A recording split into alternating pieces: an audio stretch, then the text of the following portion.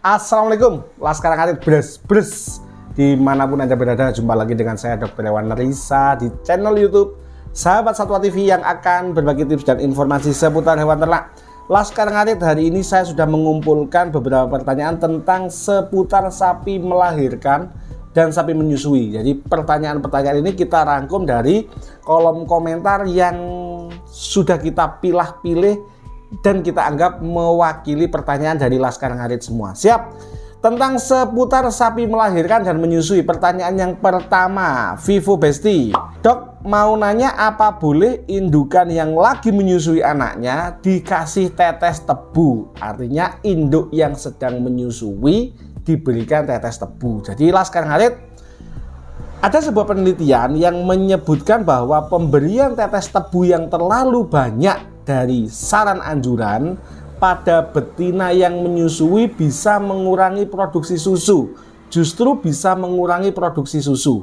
Artinya, kalau kita tidak yakin dengan takaran kita, saran saya lebih baik jangan diberikan, Laskar Ngarit. Itu dari satu pendapat saya yang kita baca di salah satu penelitian Laskar Ngarit. Jadi karena ada resiko ketika takaran ini yang diberikan terlalu banyak, menyebabkan resiko berkurangnya produksi air susu. Jadi kesimpulannya, kalau tidak yakin dengan dosis yang diberikan, lebih baik dihindari. Siap?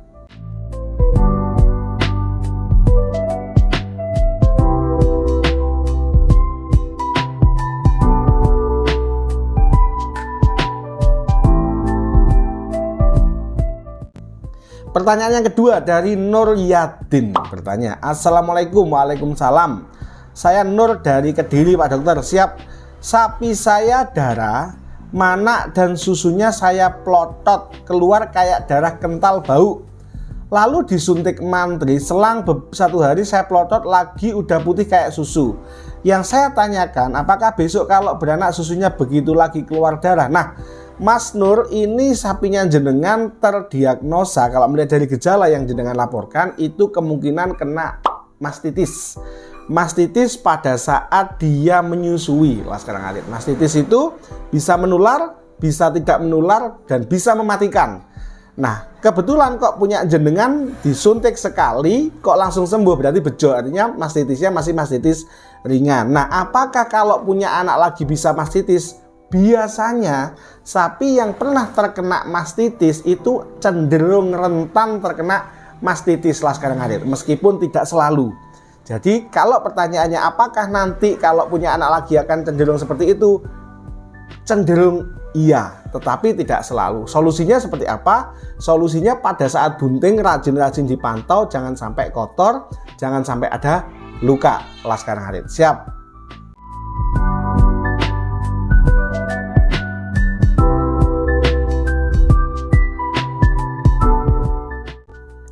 Pertanyaan yang ketiga dari Jilong. Dok, sapi saya sudah terkena mastitis sejak baru melahirkan.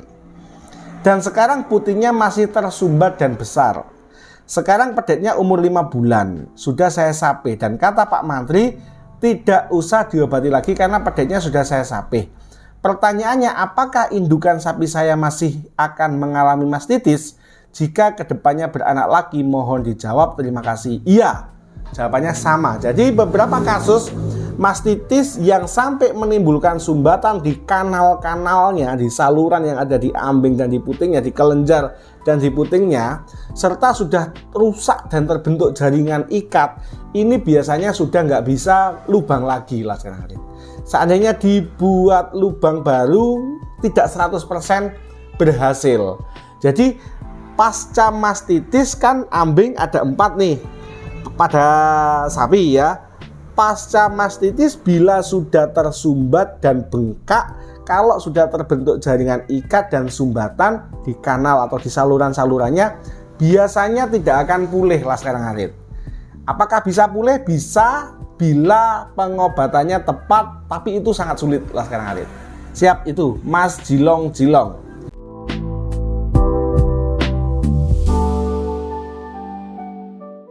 Pertanyaan yang keempat dari Brekele.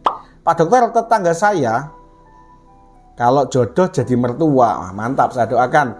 Sapinya beranak 2 kali berturut-turut, anaknya mati terus setelah beberapa hari kelahiran. Padahal induknya juga mau menyusui. Penyebabnya apa ya Pak Dokter? Apakah ada bermasalah dengan induknya, matur suwun? Berarti 2 kali. Berarti begini Mas Brekele, kita analisa saja. Sebenarnya ini matinya berapa hari? Matinya berapa hari? Jadi kita bahas dari pertanyaan Mas Brekele. Yang pertama, pastikan induk yang mau dikawin suntik atau yang mau dikawinkan itu sudah bebas cacing. Baik itu cacing pencernaan, cacing paru maupun cacing hati, terutama cacing hati. Sehingga resiko tertular pedet melalui transuterin maupun transplasenta itu bisa dicegah. Tertular cacing laskar ngarit ya. Yang kedua, pastikan body condition score si sapi minimal 2,5, bahkan kalau bisa 3 pada saat bunting, sehingga induk siap merawat dan memproduksi susu untuk si pedet. Oke. Yang ketiga, jangan lupa proses persalinan ini sebisa mungkin cepat dan minim trauma. Kalau memang lahir normal, pastikan setelah anak keluar, pedet ini dibantu untuk membersihkan saluran nafas. Karena kematian yang paling sering terjadi adalah gagal nafas dan diare.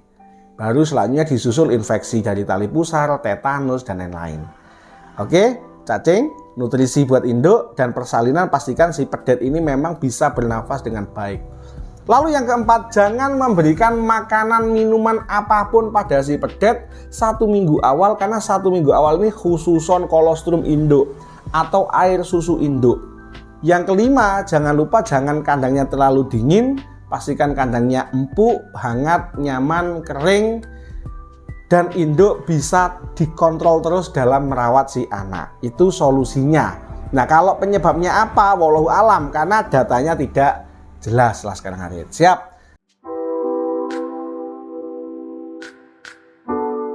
Pertanyaan yang kelima, Sunandi Andi. Dok, mau nanya sapi saya air susunya kurang. Apa solusinya? Makasih sebelumnya. Siap, pastikan sama. Pastikan obat cacing sudah diberikan jadi dia bersih dari parasit. Yang kedua, nutrisi minimal 10%. Syukur bila bisa menambah 11-12% kali berat badan. Bila BCS-nya turun, dinaikkan dari 2,5 menjadi 3. Berikan konsentrat untuk sapi perah. Jangan lupa diberikan juga mineral lah sekarang hari. Oke. Atau multivitamin yang memang untuk sapi yang memproduksi susu juga bisa. Jadi bisa dibeli yang vitaminnya sapi perah kalau memang vitaminnya sapinya dengan sapi potong. Siap.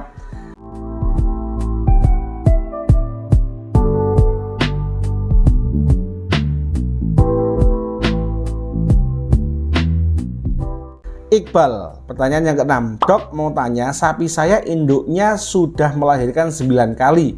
Apakah masih bisa produktif? Kalau secara undang-undang sebenarnya sudah bisa diafkir, sudah bisa dijagal, sudah bisa dijual atau dikeluarkan dari peternakan. Tetapi kalau sapinya birahinya bagus, maksimal 14 bulan keluar pedet 1, gerakan kakinya dia masih oke, makan tidak rewel, bangun dan tidur dia tidak kesulitan, lanjutkan tidak masalah. Yang penting dipahami bahwa 9 kali berarti kurang lebih dia usianya sudah 10 atau 11 tahun. Jadi nutrisinya ya dipenuhi lah sekarang hari. Siap.